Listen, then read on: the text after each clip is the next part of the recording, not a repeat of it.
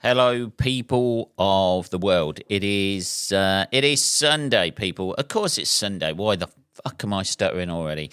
It is Sunday, people. Sunday, the 21st of April, 2024. And we are back, people. We are back. It's been a hiatus of a couple of weeks. I know everything's been a bit on and off here, and is he releasing an episode? Isn't he releasing an episode? Why is he teasing us with this?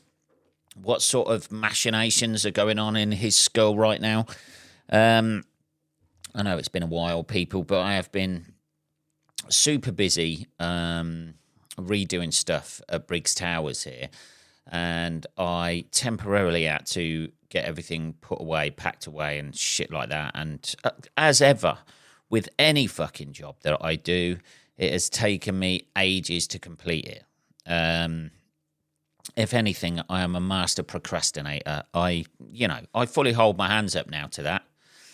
Definitely. It's underrated, procrastinating. It allows you to get shit done that you don't need to be done. Doesn't it? Ah, Jesus. You want to see the cleanliness of my skirting boards right now? Oh, you could eat your dinner off them. But the things that I need to get doing, I have just put off completely. So, apologies, people, as much as you need them out there and as much as you desire them. They are being fired at you right now, and we are back. So, yes, what have you... Anyway, how are you people out there? Rhetorical question, because you cannot answer me. I hope you are doing well. I hope you are keeping healthy, fit, and mentally well. How are you in yourselves? Are you okay? Yeah? Are you coping with life? Are you pushing to the back of your minds like the impending doom of death that will inevitably happen to all of us? I hope so. I hope so. Anyway, what an upbeat episode this is already, people. I'll tell you what I've been up when.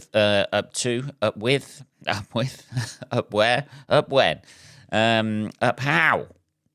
I'll tell you what I've been up to. I have continuously been gigging, even though I've not been putting out the podcast. This weekend, I had quite a nice weekend this weekend. It's been very lovely.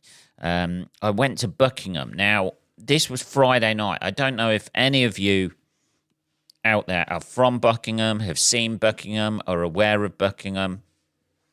Obviously, we are aware of the palace in London. However, the town, city, hamlet, whatever it is, village, it's not a village, is it? Buckingham Town, I think it's a town, isn't it? It's fucking beautiful. I went there Friday night. I had a gig there Friday night. I was closing. It was a new night for a new gig. So it was a brand new gig. First night. Always a bit of a dodgy one to close because you never really know what the audience is going to be like. They were... the venue itself was fucking beautiful. It was like a two-part sort of thing. It had a really nice restaurant, big glass fucking walls round it, that sort of thing. And then the gig was in a place called the Granary that was like across a courtyard, and it was like an old... I think I was talking to a guy before the gig, and he said that his mum used to run it as a pub years ago. So shout out to that guy. For that info, that came in handy. It was quite a nice chap, to be fair. But it used to be a pub, so it was like an old stone building. It had a bar in there down the left-hand side of the room as you look from the back, and it was quite a sort of like long, narrow-ish room. I think there was about 100 people there, something like that. It was nice. It was a nice room. But when I got there, obviously I look the way I do, people, I cannot help this. I have a fucking skinhead. I have a big scar on my face. I have, as somebody pointed out the other day, not quite 11s, but 33s. That's what they call that bit between your fucking eyes, innit? I'm a frowner. I'm natural-born frowner. Okay, yeah? That's it. My mum was saying to me the other day, stop frowning. This is my face now. That's it. I'm not frowning. This is me relaxed. That's it. Years of frowning have embedded themselves in my forehead, and they are not going to go. And I refuse to have shit pumped into my face. He says, shit pumped into my face to take it out. So this is me. This is the best. Today, this morning, this is the best I'm going to look. It's only downhill from now on. So, yeah, because of the way I look, I went into the restaurant bit thinking that's where the gig would be because that's all you could see from the road. So I went into the restaurant bit, walked up to the woman behind the counter, pretty much dressed as I am now. I think I had a black sweatshirt on. I go with black, don't I? And a jacket and that. And the woman behind, because it's quite a posh restaurant, she looked at me the way somebody would look at a rat that had just got into the kitchen. I thought she was going to try and shepherd me out with a fucking broom. Ah, Jesus. The look in her face, just the judgment, as if somehow by having me in the building would affect their profits. And she shepherded me into the gig, which was bloody nice of her. But I'm surprised they didn't put a blanket over my head. You know, like when people are taken into court and they want to hide their identity. I'm surprised they didn't put a blanket over my fucking head and walk me through the restaurant. I don't know, man. Anyway, the gig itself was quite nice. It was run by Aaron Williams and another guy who runs it with him, who's a magician, who was actually emceeing the night as a magician. Now, we have spoken extensively here at the Ben Briggs podcast against my like of magicians. I just don't, I have people I like who are magicians, right? But I have spoke extensively on the Ben Briggs podcast about my lack of, I just don't understand how people find it entertaining. I don't care at all. Is this your card? Do you want to pick a card or whatever? Yeah, pick a card. It's that card. Okay, don't show it to anybody. Don't show it to me. Put it back in the pack. Don't tell me you're going to give me the same card back. I had it in my hand like a minute ago, and you're just showing it to me again. Well done. That's fucking amazing. Great stuff. Great stuff. Well done. I did make... I just don't get it. I don't care.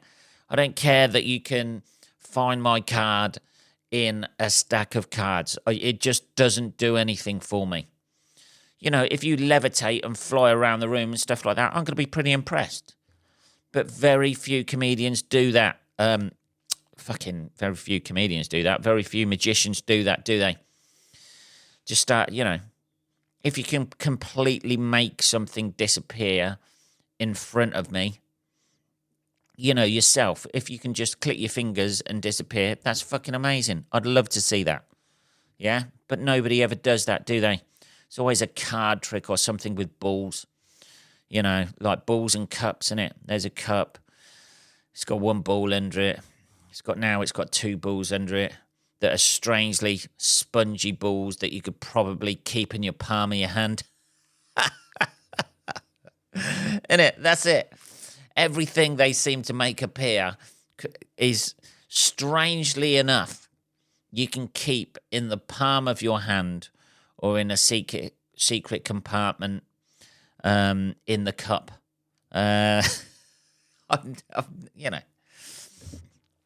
Make of that what you will. Here we go. It's like the fucking... I'm going to be thrown out the magic circle for that one. Oh, my God, he's on to us. He's on to us and our spongy balls. Jesus Christ. We've been keeping this secret for hundreds of years. And this guy, he's on to us. Right, let's have some tea. To be fair, the guy who emceed it, the magician guy, he was doing like a few tricks in between the acts and that sort of thing, and he did get... It's always difficult emceeing a first night of a gig, I think, and just keeping the attention, because the audience, they may have been to comedy before. The majority of a new audience like that won't have gone to comedy before, or in somewhere like Buckingham won't have had a local comedy club operating before, at least a monthly one or anything like that. So they need a certain amount of shepherding. They need a certain amount of gaining their attention and keeping their attention and stopping them from talking and getting them back from the bar when that's open, and getting them back from breaks and things like that. And he did a very good job of that, to be fair. And he did sort of like focus the audience. I was a little bit worried because I don't know, it's just one of those things. Closing the night, headlining the night on a brand new night can always be a bit dodgy if you're doing like darker material. A couple of the acts had done really well who were on just before me. To be honest, all the acts did well, and they were kind of like a little bit more tame. They had good jokes, but like a little bit more tame. And I was like, oh, fucking hell, this could be the sucker punch to the end of the fucking night here. Here we go. But it was really lovely. It was really good fun. And the night went really well, and it was really nice. So that was Friday night. On Saturday night, I was in Bourne, which is meant to be Lincolnshire, but like has got a Peterborough postcode, so it's near Peterborough. Not that you need to know this, but I had fucking horrendous. Walking into the room, I was just like, oh, fuck. Just getting like horrendous flashbacks from a, horrendous gig. Well, not horrendous gig, but just a shit gig I did a couple of months ago. I don't know. I think I talked about it already, where 12 people walked out. And that's where that gig taught me one thing, that if 3 people walk out, don't ask if anybody else wants to leave. That's for sure. Don't do that. But the room was pretty much a carbon copy of that room that happened in. High stage, kind of like a long room, like a sports hall. If you can imagine, like this was like a community centre on Saturday night in Bourne. And the other one was a memorial hall, I think, oddly enough. I never do well in a memorial hall. That's 2 shit gigs I've had, like, within the last 6 months in memorial halls, and they've both been fucking awful. Well, to be fair, the one in Newmarket was better. After the people left, everybody who stayed was fucking lovely. But, we had to, there's always casualties in war, isn't there? We had to sacrifice 12 people for the set to go okay. And the worst thing was I wasn't even closing that night. Somebody else was closing. So, it's... let's have some more tea. So I walk into the room and I'm just literally confronted by a carbon copy of that room. The seating layout is the same. It doesn't go quite to the edge of the room, so people can walk either side. So everybody's kind of down. It seems like everybody's down the middle of the room. The stage is fucking massively high. So when you're on stage and people are seated, you're literally looking down at them. And that is the worst. It's got a high ceiling to it as well. Really high ceiling to the venue. So there's kind of no intimacy. That's the worst thing when you're on a high stage, high ceiling room, and you're dying on your fucking hole. You feel just so fucking exposed. Just so exposed by it. Because people are literally looking up at you in wonder, and not like awe or some sort of majesty. they're looking up at you as if to say, what the fuck are you talking about, my friend? I have no idea. You think this is appropriate in a community centre? So I was just like, so I got there and I was just like, oh, fucking hell. I hate these rooms. They're horrible. High stage, miles above the audience. And to be fair, I was opening. So I was like, right, I'll bash out 20 minutes. If it goes badly, I'll do my time. Just bash it out. It's 20 minutes, Ben. That's it. 20 minutes out of your life. We can get through this. We've been here before, baby. We've been here before. So I went on. The first couple of minutes were a little bit slow. Sarah Johnson was emceeing. She did a fucking really good job emceeing. And the first 2 minutes for me, 2-3 minutes were like a bit too much of a jolt maybe for the audience because it's straight in and on a bit of dark stuff just to sort of like test the water, and it was probably a bit too much for a parochial born audience. And then they finally started getting on board. Then they really got on board and it was lovely. But when you come off stage, you've still got that first 2-3 minutes in your head of like, oh shit, it didn't start great.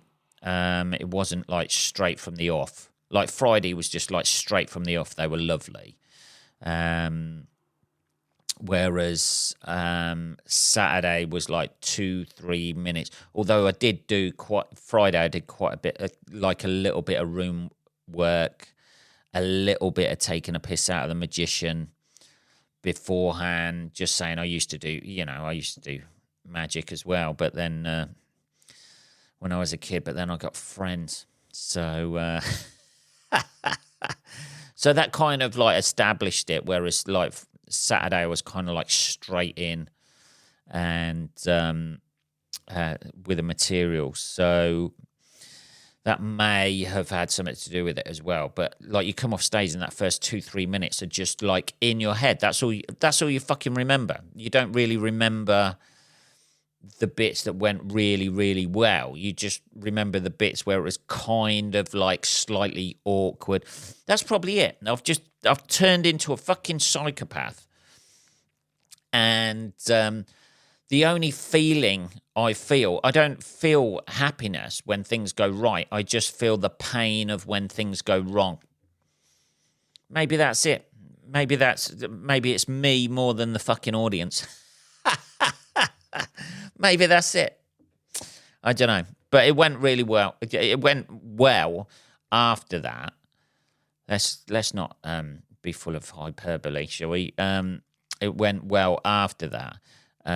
But you still come off stage and I was like, I don't know, man. It just felt like it was a little bit clunky. It felt like you were working at every, coming to the end of a bit, and like it just felt like it could have gone at any time.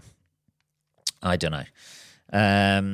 But anyway, yeah, it was nice. It was nice in the end. And then I walked out of the gig, and then I driving out. I get out of the car park, and there's just get outside the car park, and I'm like, that looks like that's money on the floor. And there was a fucking tenner. Oh, Benny. Here we go. And then I thought, well, it's in the middle of the street. It's not like anywhere near the venue. What do you do? Knock on the first available door and go over, you lost a tenner? Well, yeah, they're going to say yes, aren't they? Me, like a fucking naive guy, just gone to the city, some sort of naive Dick Whittington just hands it over. So I thought, fuck that, I'm having it. I earned that tenner tonight. I'm having more. I'm having that.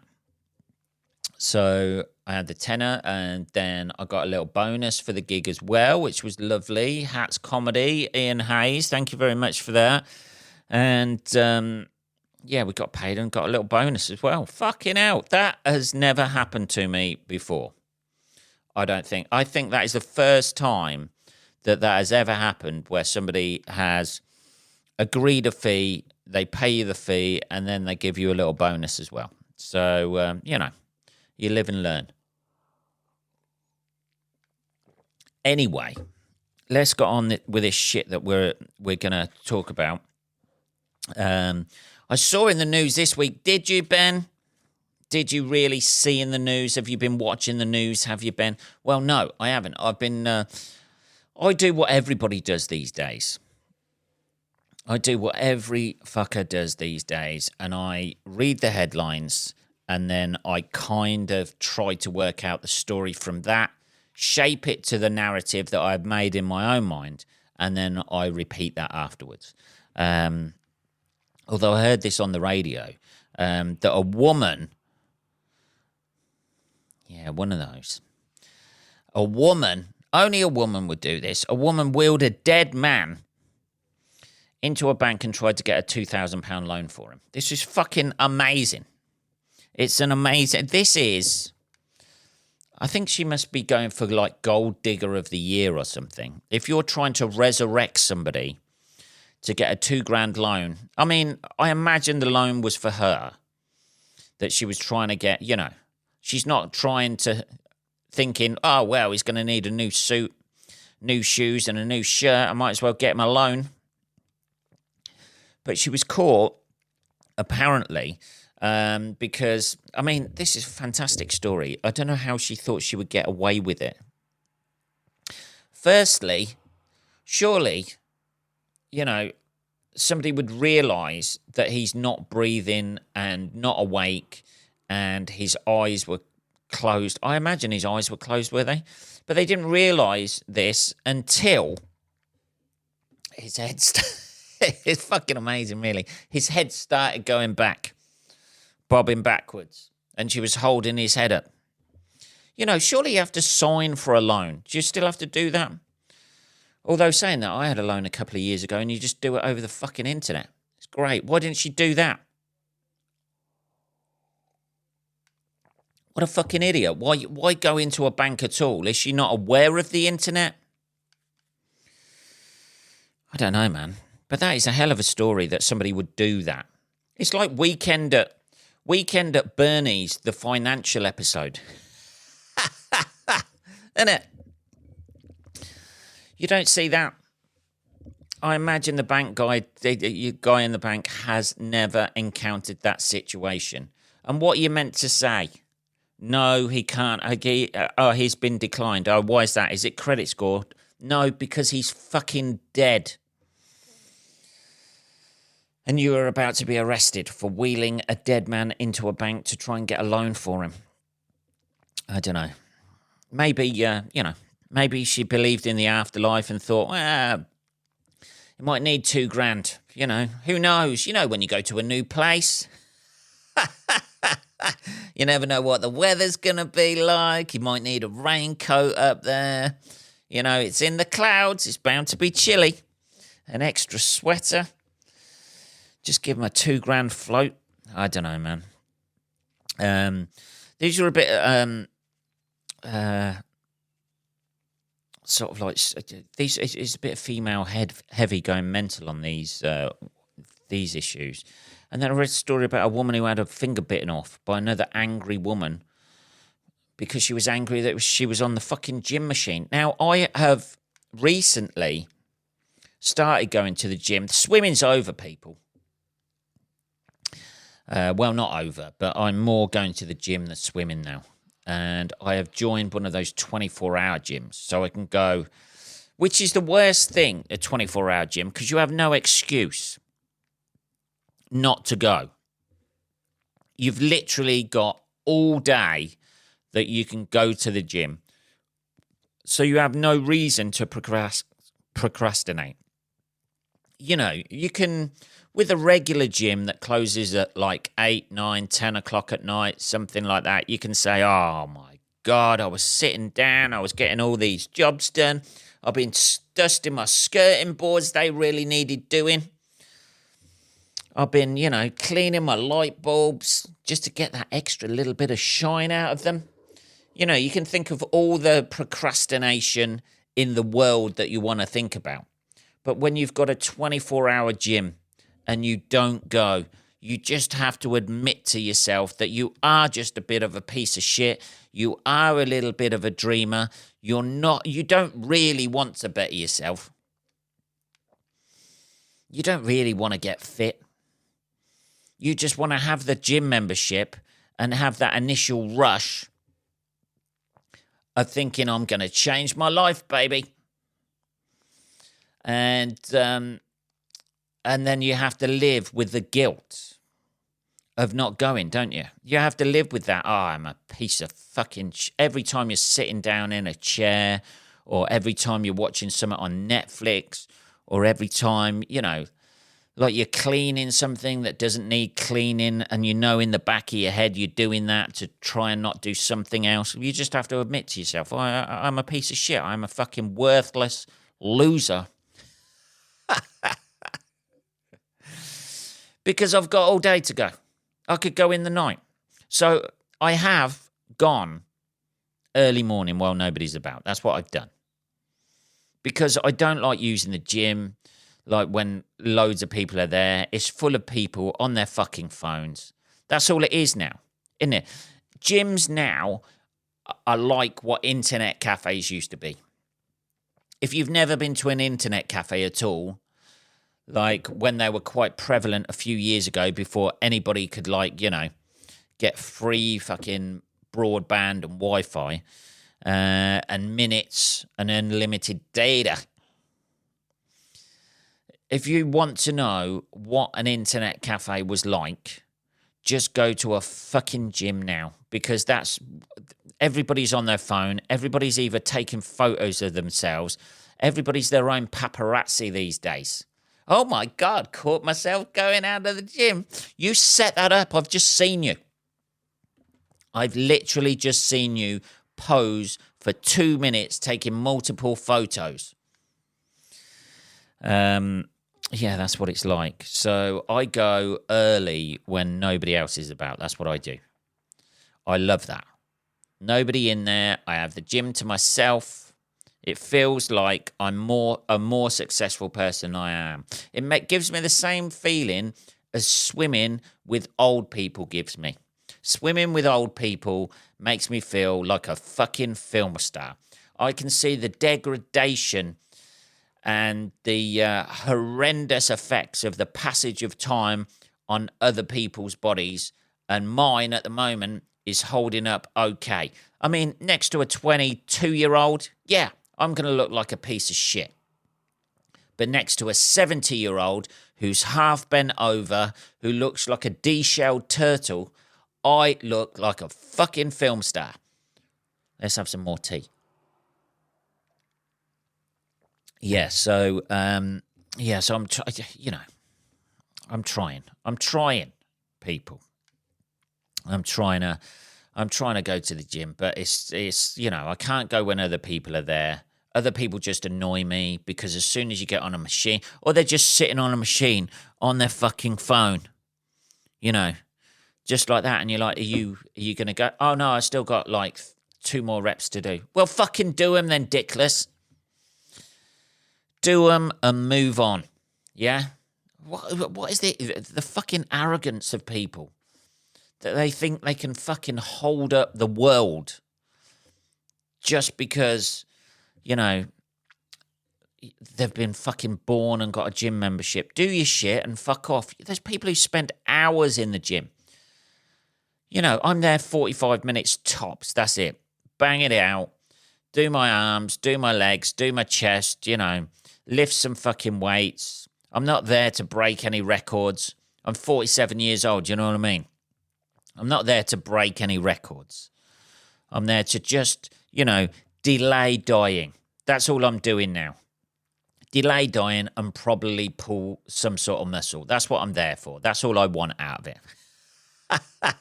And the only reason I want to pull some sort of muscle is to feel like I've actually done a decent workout and probably limp around, and people will say, oh, how'd you do that? I did that at the gym. Oh, do you go to the gym? You're fucking right I do, bitches. Anyway, people, we are back. This was we've done half an hour. We've banged it out. That's what I've been up to. Let's talk about more interesting things next time.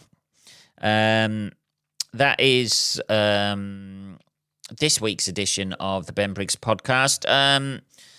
I will be back on next Sunday, motherfuckers. Next Sunday. I hope you have a lovely week, whatever you may be doing, and I shall speak to you then. Take care.